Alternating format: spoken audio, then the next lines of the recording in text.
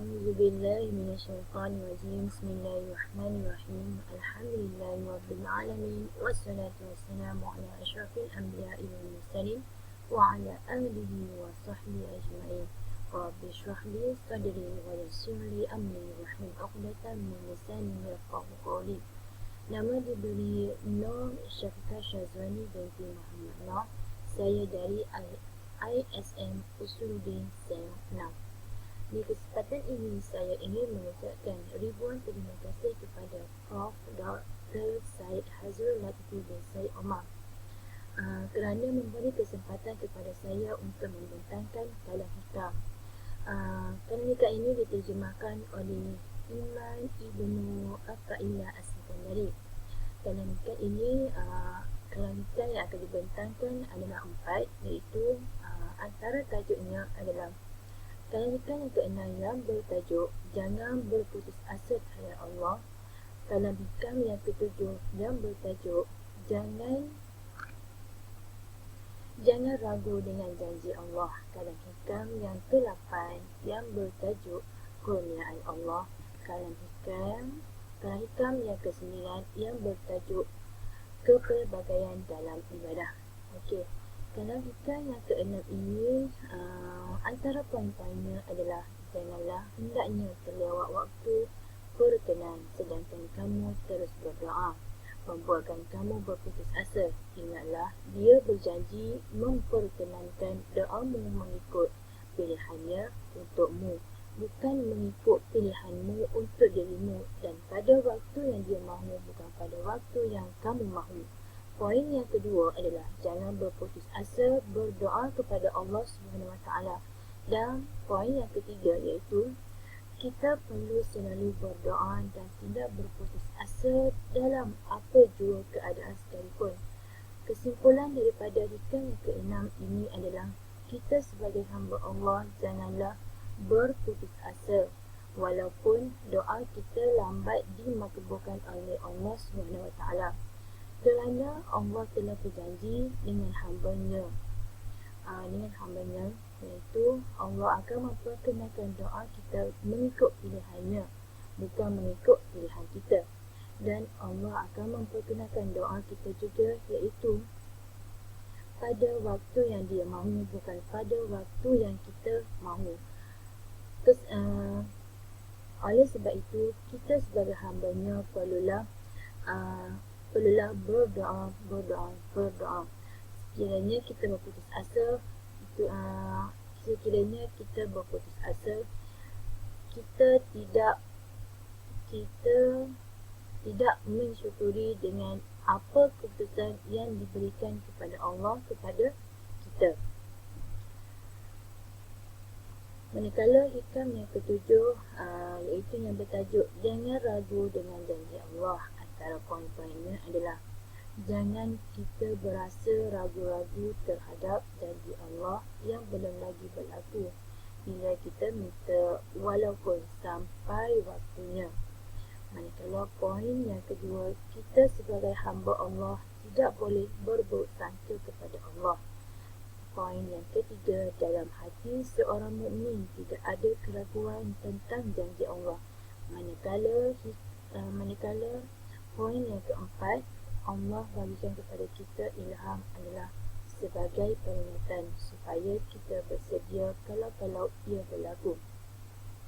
Kita sebagai hamba Allah, kita janganlah ragu-ragu dengan janji Allah dan takdir Allah yang diberikan kepada kita.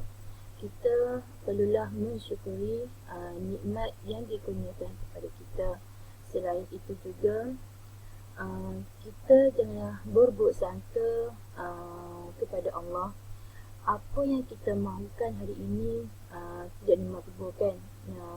Mungkin Allah akan memakbulkan di suatu hari nanti. Ada kebaikannya kenapa Allah tidak makbulkan doa kita.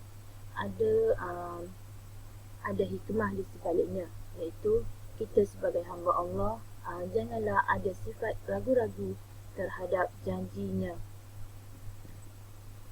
Manakala hikam yang ke-8 yang bertajuk Kurniaan Allah. Antara poin-poinnya adalah apabila Allah membuka satu ruang makrifah bagimu, jangan kamu pedulikan amalanmu yang sedikit, kerana Dia tidak membuka ruang itu bagimu kecuali Dia mahu memberi makrifat itu. Dia sendiri yang membawanya kepadamu dan amalanmu pula. Kamu yang menghadiahkan kepadanya, di manakah kedudukan apa yang kamu hadiahkan kepadanya jika dibandingkan dengan apa yang Dia berikan kepada kamu? Poin yang kedua iaitu dikurniakan hati yang sedar tentang anugerah Allah kepada hamba-Nya. Dan yang ketiga, kurniaan Allah ini adalah satu nikmat yang memberi makrifat kepada hamba-Nya.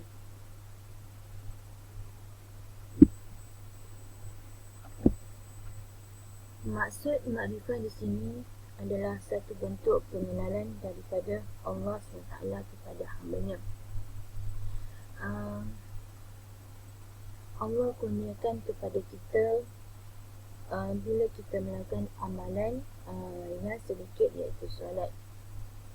Allah bagi peluang kepada kita iaitu untuk mengenalinya, sehingga kita sedar apa yang kita buat sekarang ini adalah bayang-bayangan semata-mata, bukannya benda realiti.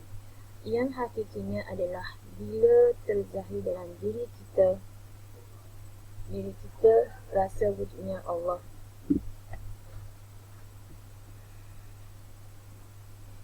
Bila kita kenal Allah, baru kita sedar kita ini hanyalah hamba Allah sahaja. Selain itu juga hati kita perlulah dijaga dan hati kita juga perlulah dekat kepada Allah SWT. Hati ini juga adalah anugerah daripada Allah SWT kepada hamba-hambanya. Ikan yang ke-9 yang bertajuk kepelbagaian dalam ibadah. Antara poin-poinnya adalah berbeza bentuk amalan yang zahir yang dilakukan oleh seseorang itu seperti solat, haji, zakat, tolong orang dan baca Al-Quran, kerana berlakunya kepelbagaian keadaan hati yang wujud kesan daripada ibadah yang dilakukan. Poin yang kedua iaitu apabila kita melakukan solat, kehidupan seharian kita akan tenang dan hilang dari segala masalah. Okay, di sini kepelbagaian dalam ibadah ini, amalan seseorang itu berbeza-beza. Antaranya dari segi solat, tolong orang, baca Al-Quran. Kadang-kadang itu ada separuh orang itu solatnya terhuyung-hayang, tidak betul lagi dari segi rukuk dia, bacaan dalam sembahyang. Solat ini juga penting kepada umat Islam. Solat ini dilakukan 5 kali sehari semalam kepada umat Islam. Melalui solat ini juga kita dapat melatihkan diri kita berdisiplin, iaitu melalui waktu solat, iaitu apabila kita mendengar azan, kita akan menunaikan solat tersebut dengan awal. Kalau selepas azan itu kita akan menunaikannya. Selain itu juga melalui solat ini ia dapat mendisiplinkan kita dari segi waktu kita, kegunaan waktu kita untuk menunaikan ibadah kepadanya. Selain itu juga kita janganlah melambat-lambatkan solat kita. Melalui solat ini juga seseorang, kita sebagai hamba Allah, kita akan mendapat ketenangan apabila menunaikan solat. Selain itu juga yang dapat memberi ketenangan kepada kita adalah dalam bacaan Al-Quran. Dan apabila kita baca Al-Quran, kita hafal ayat-ayat Al-Quran daripada surah-surah Al-Baqarah, Al-Imran ataupun surah-surah An-Nisa dan sebagainya. Apabila kita hafal benda tu, apabila kita hafal ayat Quran, kita akan baca maksud ayat-ayat tersebut. Dengan kita baca ayat-ayat tersebut, kita dapat mengamalkan apa yang kita baca dan apa yang kita hafal. Melalui hafalan kita itu, kita akan mengingati ayat ini mengisahkan tentang apa, dan kejadian apakah yang berlaku dalam ayat-ayat tersebut. Okay. Selain itu juga, kita boleh melakukan ibadah melalui zikir, iaitu apabila kita berada di mana-mana saja, kita tidak akan lupa ataupun tidak lalai kepada Allah.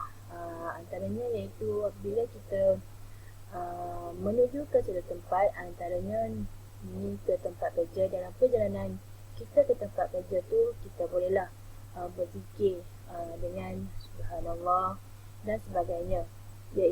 Dengan kita berzikir itu, kita akan rasa tenang, hati kita akan hilang daripada ketakutan dan hilang segala kerisauan dalam diri kita. Secara kesimpulannya,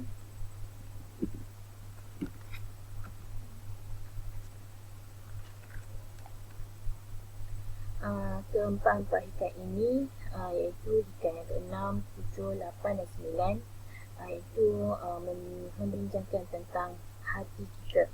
Iaitu hati kita ini amatlah penting bagi setiap hamba Allah SWT, kerana apabila hati kita kotor, maka perbuatan kita atau sikap kita akan dipandang serong oleh orang sekeliling.